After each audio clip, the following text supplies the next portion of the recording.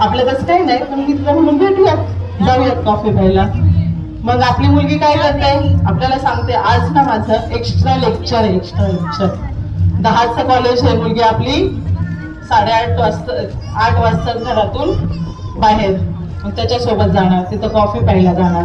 मग तो काय करतो, वेगवेगळ्या प्रकारच्या गाड्या घालायच्या, छान छान कपडे घालायचे, भले काही काम धंदा नको करू दे, पण समोरच्या मुलीला दाखवायचं की बघ मी किती श्रीमंत आहे, माझ्याकडे बघ किती पैसा आहे, मी बघ कसा राहतो. मग आपल्या मुली निरागस असतात, त्यांच्या भावनांचा गैरफायदा घेतला जातो. मग तिथून पुढे काय करायचं, 2-4 वेळा कॉफी पिऊन झाली की त्याच्यानंतर चालू होतो तो हॉटेल जिहाद, किंवा त्याला काय म्हणायचं, रिसॉर्ट.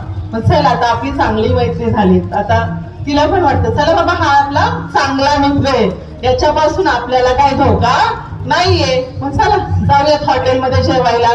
मग जायचं, जेवण करायचं, थोडा वेळ गप्पा मारायच्या. पण ही आपली बिचारी असते, तिला कळत नाही, ती त्यांची कार्यपद्धती असते, त्यांचं ते काय असतं, त्यांनी तिला टार्गेट केलेलं असतं. मग तिच्या जेवणात काहीतरी मिसळायचं आणि तिला काय करायचं, बेशुद्ध करायचं. बेशुद्ध